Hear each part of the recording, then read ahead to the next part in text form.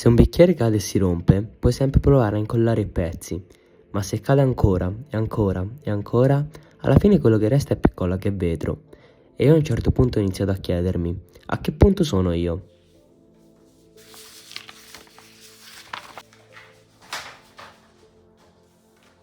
Scrivevo liste ogni giorno, tutto quello che infilavo in bocca.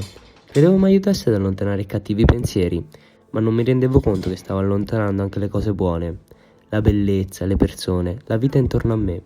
E oggi, molte di quelle cose, le sto ancora riscoprendo.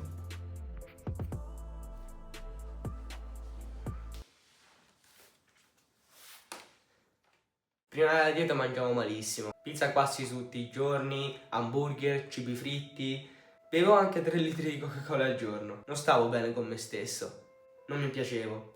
E la dieta all'inizio non nasceva per farmi del male, nasceva perché volevo mettermi in forma. Volevo cambiare davvero. Pensavo, lo faccio per stare meglio. E ci credevo. Arrivai a mangiare circa 200 calorie al giorno, poi ho iniziato a ridurre sempre di più. E lì succede una cosa strana. La bilancia scende e io godo. Vedere quel numero scendere mi dava una soddisfazione enorme. Eppure non ero felice. Le persone mi dicevano che stavo bene, che ero dimagrito, che stavo meglio di prima. Ma dentro no. Non ero contento. Non so nemmeno spiegare il perché. Da lì il cibo non era più cibo, era controllo.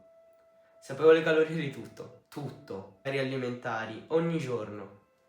Non mangiavo per nutrirmi, mangiavo per tenere a bada la testa. Se controllavo il cibo, pensavo di controllare anche i miei pensieri, ma così non funzionava. A un certo punto ho capito che qualcosa non andava. Una sera andai dai miei genitori e gli dissi: credo di avere un problema alimentare. Dire ad alta voce credo di avere un problema alimentare, forse è stata la cosa più difficile che abbia fatto nella mia vita. Perché finché non lo dici, puoi anche far finta che non esista. Come ho già detto, sono stato io a dirlo ai miei genitori e da lì non mi hanno lasciato mai solo. Mia mamma era sempre lì, in ogni visita, in ogni momento d'ansia, in ogni notte difficile. Non sempre sapeva cosa dire, ma c'era. Attacchi d'ansia, insonnia, paranoie. E c'era sempre. Mi accompagnava a tutte le visite. Stava con me anche quando avevo paura, quando non dormivo. Mi diceva una frase, sempre la stessa: tutto passa. Io le rispondevo: no, questa non passerà mai. Da quando avevo capito di avere un problema alimentare, passavo anche più di 30 minuti al giorno davanti allo specchio, perché avevo paura di ingrassare e volevo controllare questo aspetto. La stanchezza quasi non la sentivo, ma il corpo parlava. Capelli, debolezza, segnali continui. Io li vedevo, ma non li ascoltavo. Quando mi dissero che dovevo alzare il piano alimentare, io facevo finta di seguirlo. Se dovevo mangiare 200 grammi di patate, ne mangiavo 140. Le altre le nascondevo in tasca o semplicemente le buttavo dopo. E a volte, anche dopo mangiato, andavo in bagno a vomitare. E questa cosa non l'ho mai detta a nessuno. Mai. C'era vergogna, c'era senso di colpa, ma soprattutto c'era paura. A giugno le notti diventano infinite. Non dormivo, o dormivo pochissimo. E quando mi addormentavo mi svegliavo col cuore a 1000. La testa non si spingeva mai, piangevo spesso, anche senza un motivo preciso. Era come fossi sempre in allarme. Le paranoie erano continue. Avevo paura di ingrassare per qualsiasi cosa. Avevo paura di perdere il controllo. Avevo paura di mangiare e allo stesso tempo avevo paura di non mangiare. È lì che la nutrizionista mi iniziò a dare le liste da fare, anche il cosiddetto diario alimentare. Scrivevo tutto, ogni cosa che mangiavo, ogni quantità.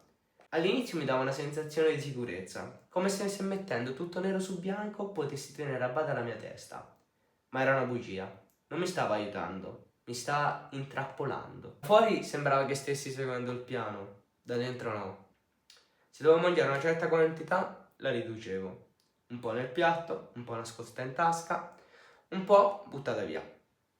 Mettevo sull'olio, mettevo sulle porzioni e a volte dopo aver mangiato andavo in bagno a vomitare. Era una lotta continua e nessuno lo sapeva davvero.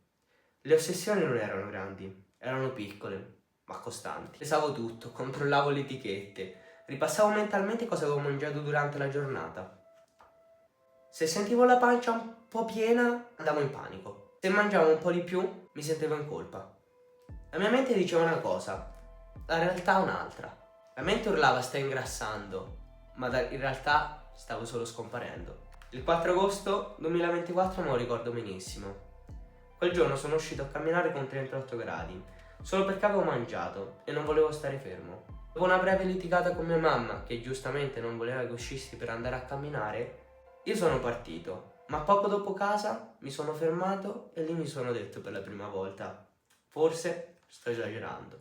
Ad agosto, tra l'altro, ho toccato il fondo. Pesavo circa 42 kg. Mi avevano detto di controllare il cuore per vedere i battiti a riposo. Avevo paura vera. Da lì in poi cerca di impegnarmi a seguire il piano, anche se non è stato facile. Il 18 ottobre, il giorno del mio onomastico, mia madre torna a casa e mi chiede con paura se volevo una torta. A casa mia mamma ha questa tradizione, diciamo, di quando ci sono gli onomastici di festeggiarli, perciò una torta c'è quasi sempre. Io lì per lì esito, ma poi dico di sì. Non so perché. Mi chiedo anche se volessi chiamare qualcuno a cena e lei mi disse: ok, chiamali. Io chiamai dei parenti. Loro erano stupiti. Io ero stupito. Ma quella sera fu diversa. Fu una sera tranquilla, semplice. Era quasi un anno che non succedeva. E forse lì mi sono sempre detto che sto iniziando a guarire. E in poi qualcosa cambia. Meno ansia, meno paranoie. Trovo un nuovo lavoro, faccio nuovi amici. A Natale esco anche. A Natale sto con gli amici anche, è vero. Ah sì, gli amici. Non ne avevo ancora parlato in questa storia. In me sapevano che avevo un problema alimentare. Anche perché è evidente. Non posso dire che non ci siano stati. Ci sono stati. Mi sono stati accanto. Ma credo che non sapessero cosa dire e non gli piacciono. A volte mi trattavano come sempre, a volte con paura, a volte come fossi fragile. E io mi sentivo diverso. Non malato, diverso. Poi piano piano, da quando ho iniziato a stare meglio, ho notato una cosa. Hanno messo di trattarmi come quello con il problema e hanno ricominciato a trattarmi come una persona normale. E quella cosa lì mi ha fatto un bene più di 1000 parole. È stato uno forse dei segnali che stavo tornando al mondo. Da gennaio cerco e continuo a migliorare meglio. Infatti tra gennaio e aprile faccio soltanto 2 visite con la nutrizionista.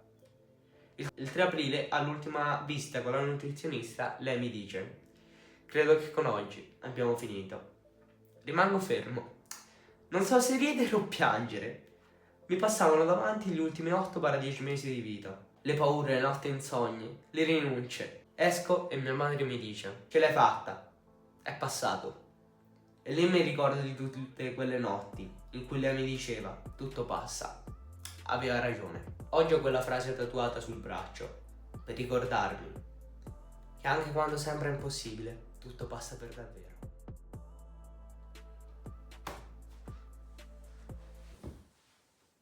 Sembrerà strano credermi ora come ora, ma sì, questa è stata la mia esperienza con un disturbo alimentare. All'inizio non credevo di essere malato, non credevo di essere anoressico, pensavo di avere tutto sotto controllo, ma la verità non era così. Ancora oggi, quando riguardo certe foto e certe video di quel tempo, il dettaglio più grosso che vedo è che mi stessi quasi facendo scomparire. Mi stavo cancellando e non me ne accorgevo. Se in questo momento stai combattendo con te stesso, sappi che io ti sono vicino. E se ti ritrovi in una situazione simile anche all'1% del mio video, oppure se pensi che un tuo amico o un tuo familiare sia in questa situazione simile, ti invito a contattare questo numero verde. Io sono Luca.